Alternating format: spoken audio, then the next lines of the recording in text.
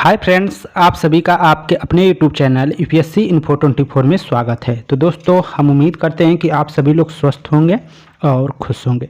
Friends, ये जो video है पीजीटी हिस्ट्री का प्रैक्टिस सेट 137 है। तो अगर आप टीजीटी, पीजीटी, अल्टीग्रेड, जीआईसी और असिस्टेंट प्रोफेसर की तैयारी कर रहे हैं हिस्ट्री सब्जेक्ट से, तो ये वीडियो आपके लिए है।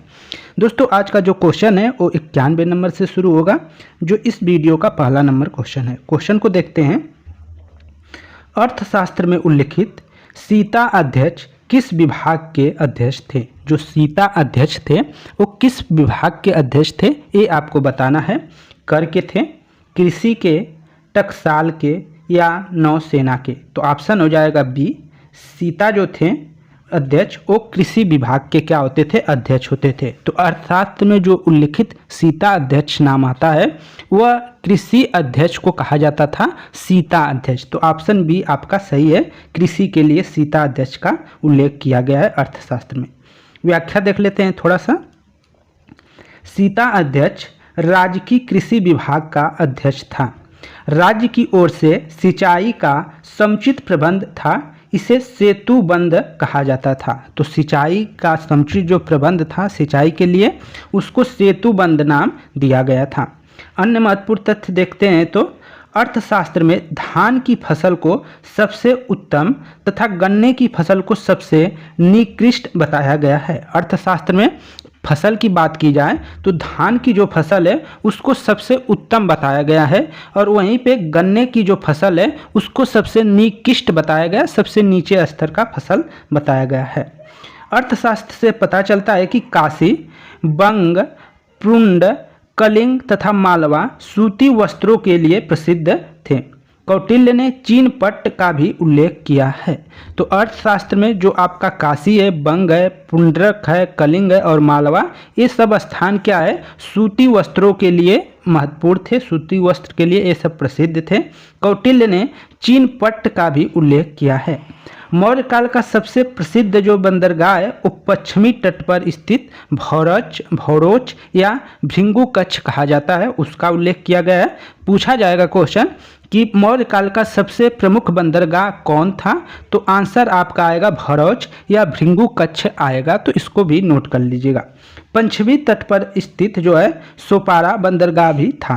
पश्चिमी तट पे दो बंदरगाह हैं, एक भौरोच है और दूसरा सोपारा। दोनों महत्वपूर्ण हैं, लेकिन सर्वाधिक महत्वपूर्ण की अगर बात किया जाए तो भौरोच या भृंगुकच्छ जो है वो सबसे महत्वपूर्ण में आ रहा है। पूर्वी तट पर सबसे प्रसिद्ध बंदरगाह जो था ताम्रलिप्ति था। ताम्रलिप्ति पूर्वी तट का सबसे प्रसिद्ध बंदरगाह था। क्वेश्चन पूछा जाएगा कि मौर्य काल में सबसे प्रमुख बंदरगाह पश्चिमी तट पे कौन स्थित था? तो भौरोच आएगा। पूर्वी तट की अगर बात किया जाएगा तो ताम्रलिप्ति आएगा। तो ये याद रखिएगा। ताम्रलिप्ति को जो है ताम्रलुक भी कहा जाता है, और यह पश्चिम बंगाल का जो आपका प्रदेश है वर्तमान समय में, वहाँ पे स्थित था। आगे चलते हैं। 92 नंबर क्वेश्चन है। मौर्य काल में सीता कर लगाया गया था। मौर्य काल में सीता कर लगाया गया था जंगली भूमि पर, गांव की कृषि योग्य भूमि पर, राज्य द्वारा प्रत्यक्ष नियंत्रण तथा गांव की कृषि भूमि पर। ऑप्शन डी है, बी और सी दोनों पे। तो आंसर जाएगा आपका सी के साथ। राज्य द्वारा प्रत्यक्ष नियंत्रण गांव की कृषि योग्य भूमि थी, उसी पे सीता कर लगाया जाता था। तो सीता क्या है? एक भूमि कर है जो कृषि भूमि पर लगाया जाता था। याद रखिएगा कि राज्य द्वारा प्रत्यक्ष नियंत्रण गांव की कृषि भूमि पर क्या है? कौन सा कर लगाया जाता था? तो सीता कर लगाया जाता था। इसको याद रखिएगा, सीता कर लगाया जाता था। आगे चलते हैं, व्याख्या को देख लेते हैं। मौर्य काल में सीता कर राज्य द्वारा प्रत्यक्ष नियंत्रण कर था। तो एक ये भी बात है, जो सीता कर था वो किस प्रकार का कर था? तो प्रत्यक्ष कर था। जो सीता कर था वो किस प्रकार का कर था? तो प्रत्यक्ष कर था। ये याद रखिएगा। अप्रत्यक्ष और प्रत्यक्ष दो कर होते हैं, तो एक सीता कर जो था प्रत्यक्ष श्रेणी का कर था, ये याद रखिएगा। जो गाँव की कृषि भूमि पर लगाया जाता था। राजकीय भूमि में होने वाले आय को सीता कहा जाता था। राजकीय भूमि से होने वाले आय को क्या बोला जाता था? सीता कहा जाता था। राजकीय भूमि की व्यवस्था करने वाले प्रधान अधिकारी को सीता अध्यक्ष कहा जाता था। गांव जो था, ग्राम जो है राजकीय भूमि की व्यवस्था करने वाले प्रधान अधिकारी को सीता अध्यक्ष कहा जाता था। सीता अध्यक्ष जो होता था किस विभाग से संबंधित था, तो एक कृषि विभाग से संबंधित था, ये भी याद रखिएगा। कृषि विभाग से जो कृषि विभाग का अध्यक्ष होता था उसी को सीता अध्यक्ष भी कहा गया था। तो इन सब चीज़ों को, तथ्यों को जरूर नोट कर लीजिएगा, एक दो बार अवश्य ही पढ़ लीजिएगा। आगे देखते हैं, धर्म से संबंधित है और टीजीटी 2005 में पूछा गया क्वेश्चन है। धर्म शब्द का रूपांतरण धम संबंधित है। धर्म शब्द का जो रूपांतरण है धम, वो संबंधित है, किससे संबंधित है ये बताना है। संस्कृति भाषा से, पाली भाषा से, प्राकृतिक भाषा से, अपभ्रंश भाषा से। तो 93 का आंसर जो है वो आपका सी के साथ जाएगा, प्राकृतिक भाषा से। किससे? तो प्राकृतिक भाषा आपका आंसर हो जाएगा। तो धर्म शब्द का जो रूपांतरण धम है, संबंध है किससे? तो प्राकृतिक भाषा से इसका धम का क्या है? संबंध है। व्याख्या देख लेते हैं। धर्म शब्द जो धम शब्द है संस्कृति भाषा के धर्म का प्राकृतिक भाषा में रूपांतरण है। अशोक के द्वितीय स्तंभ लेख से धर्म के बारे में क्या है? जानकारी मिलती है। धर्म के बारे में जानकारी कहाँ से मिलती है? तो अशोक के द्वितीय जो स्तंभ लेख है उसी में धर्म के बारे में या धर्म के बारे में जानकारी मिलती है। अन्य तथ्यों को देखते हैं तो D.R. भंडारकर महादेव अशोक के धर्म को उपासक बौद्ध धर्म कहते हैं। D.R. भंडारकर महोदय हैं जो अशोक के धर्म को या धम्म को उपासक बौद्ध धर्म कहते हैं। रोमिला थापर के अनुसार अशोक का धर्म उनकी निजी कल्पना थी। रोमिला थापर है इतिहासकार, उनके अनुसार जो अशोक का धर्म है या धम्म है उनकी क्या है? निजी कल्पना थी, जो उसने प्रशासनिक उद्देश्यों को ध्यान में रखकर बनाई थी। बौद्ध ग्रंथ महावंश के अनुसार धर्म प्रचार के लिए अशोक ने कई देशों में धर्म प्रचारकों को क्या भेजा था, तो ये भी याद रखिएगा। आगे चलते हैं, 94 नंबर क्वेश्चन है, टीजीटी में पूछा गया क्वेश्चन है। आपको निम्नलिखित घटनाओं के कालक्रम अनुसार सजाइए तथा नीचे दिए गए कूट का प्रयोग करते हुए उपयुक्त विकल्प का चयन करना है। तो पहले जो हुआ है उसको पहले रखेंगे, बाद में जो हुआ है उसको बाद में। तो अब देखिए अशोक का मृत्यु दिया है कलिंग युद्ध, तो कलिंग युद्ध पहले हुआ था तो इसको 1 नंबर पे रखेंगे दोस्तों। और इसके बाद आपका उसके मृत्यु के बाद ही आपका कोई धर्म मतलब मौर्य साम्राज्य पहले था, उसके बाद ही कनिष्क आया तो कनिष्क तीसरे पे हो जाएगा और चंद्रगुप्त द्वितीय ये आपका चौथे पे हो जाएगा। तो अब इसको कर लेंगे, पहले पे 2 आ गया, दूसरे पे 4, पहले पे 2 दूसरे पे 4, तो आपका डी आंसर हो जाएगा। किसके साथ जाएगा? डी आपका आंसर हो जाएगा, तो इसको याद रखिएगा। आगे चलते हैं, इसकी व्याख्या को देख लेते हैं। व्याख्या से आपको ज़्यादा क्वेश्चन मिलेगा।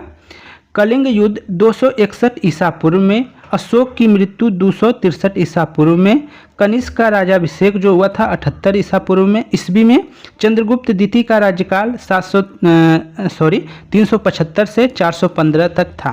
तो कलिंग का जो युद्ध हुआ है वो 261 ईसा पूर्व में हुआ है। अशोक की मृत्यु जो हुई है 232 ईसा पूर्व में हुई है। कनिष्क का राजाभिषेक जो हुआ है 78 ईस्वी में हुआ है। और वहीं पे आप देखेंगे चंद्रगुप्त जो आपका विक्रमादित्य द्वितीय हैं उनका शासनकाल राज्यकाल जो दिया है 375 से लेकर 415 ईस्वी है। तो इसी प्रकार से क्रम से मिलाते हैं तो आपका पहले पे ही कलिंग आ जाएगा, दूसरे पे अशोक की मृत्यु और तीसरे पे आपका कनिष्क का राजाभिषेक हो गया और चौथे पे चंद्रगुप्त द्वितीय का राज्यकाल आ गया, चंद्रगुप्त द्वितीय आ गए। तो इस तरह आपका मिलान था। अन्य तथ्यों को देखते हैं तो अशोक के दूसरे शिलालेख से पता चलता है कि चोल, चेर, पांड्य और सतीय पुत्र उसके सीमा से क्या थे? बाहर थे। अशोक के दूसरे जो शिलालेख है उससे पता चलता है कि चोल, चेर, पांड्य और सतीय जो पुत्र हैं वो क्या है? उसके राज्य सीमा से क्या है? बाहर हैं। अशोक के समय मौर्य साम्राज्य क्षेत्रफल की दृष्टि से पूरे भारतीय इतिहास में सबसे बड़ा, यहाँ तक कि अंग्रेजों का क्षेत्र भी इतना बड़ा नहीं था। तो अशोक का जो साम्राज्य है वो मौर्य साम्राज्य क्षेत्रफल की दृष्टि से पूरे भारत में सबसे बड़ा क्षेत्र था, या भारत में सबसे बृहत साम्राज्य उस समय था मौर्यों का। और उसका हम तुलना करें तो अंग्रेजों का भी कम पड़ जाएगा, अंग्रेज भी उतना बड़ा नहीं विकसित कर पाए थे। आगे चलते हैं। सौराष्ट्र की स्थिति अर्ध स्वतंत्र प्रांत की थी। सौराष्ट्र की स्थिति जो थी अर्ध स्वतंत्र प्रांत की थी।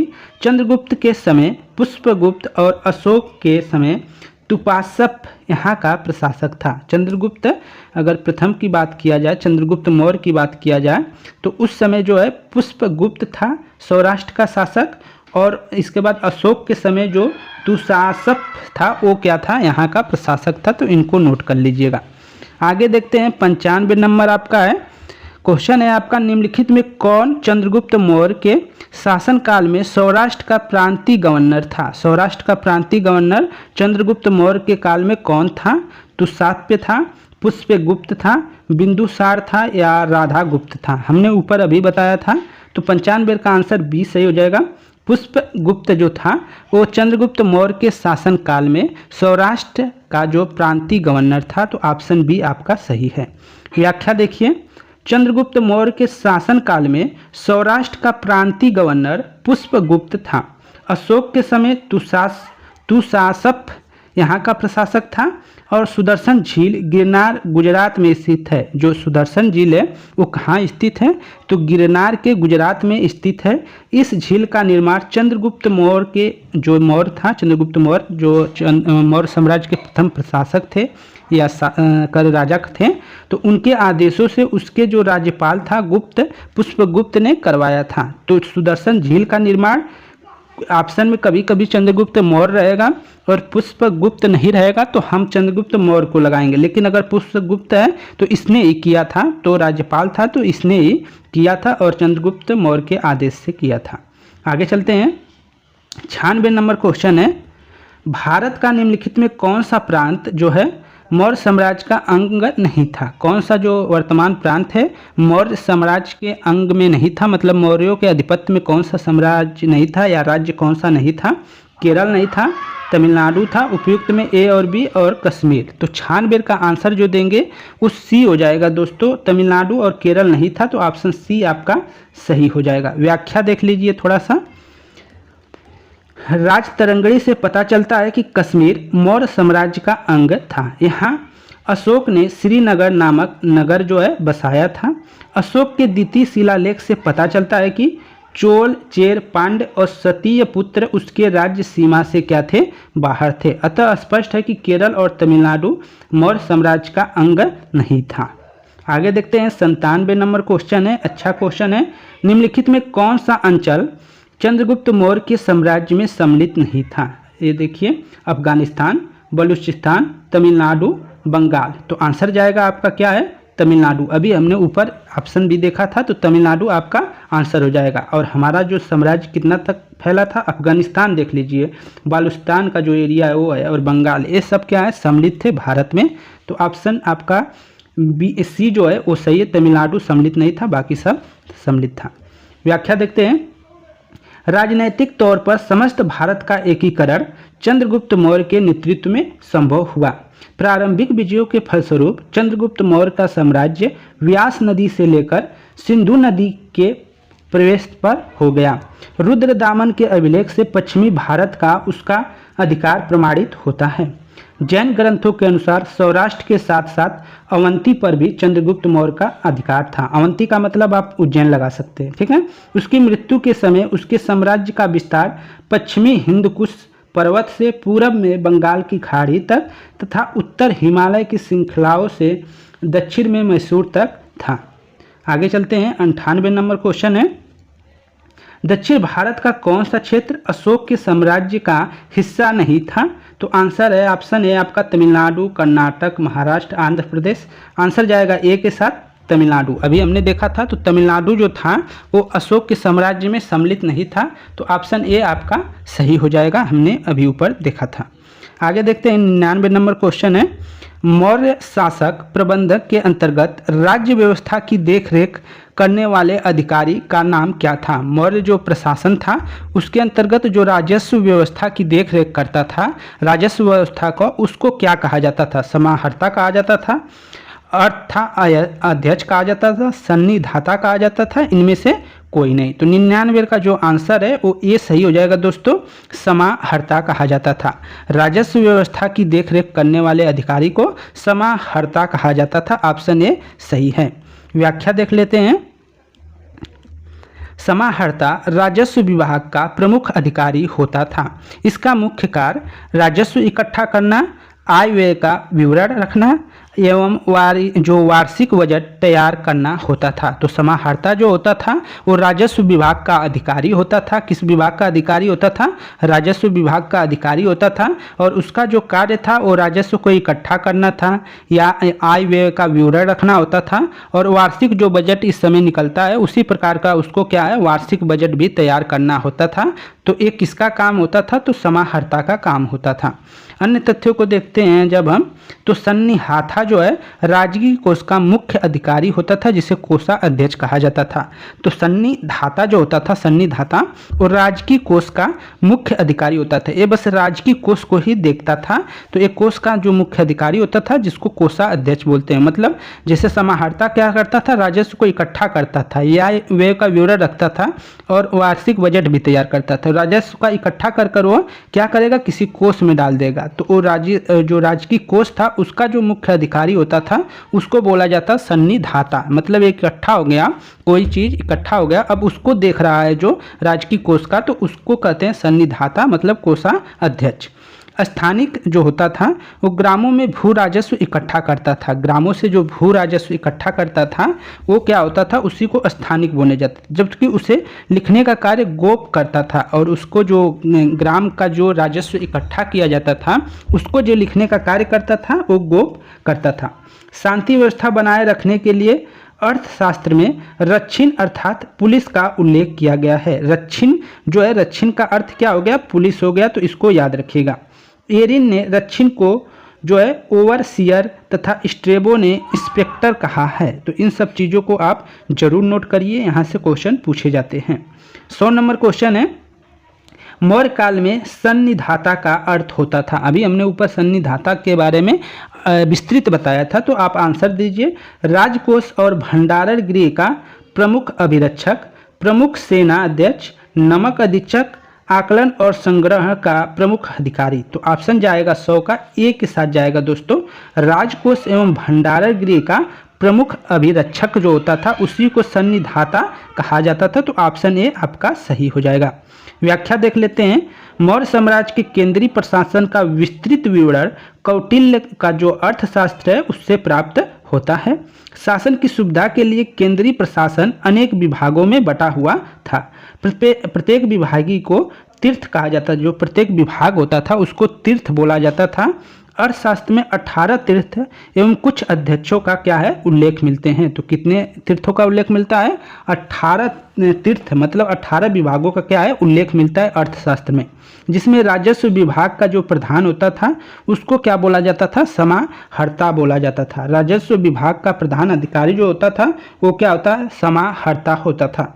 तथा सन्निधाता कोषाधिकरण का जो होता था प्रमुख होता था। तो ये सब चीज़ें हैं, ये कुछ तथ्य थे जो आपके परीक्षा में पूछे जा सकते हैं। अगर वीडियो अच्छी लगी हो दोस्त तो वीडियो को लाइक कर दीजिए और चैनल पे दोस्त नए हैं तो चैनल को सब्सक्राइब कर लीजिए। धन्यवाद साथियों, नमस्कार, शुभ रात्रि।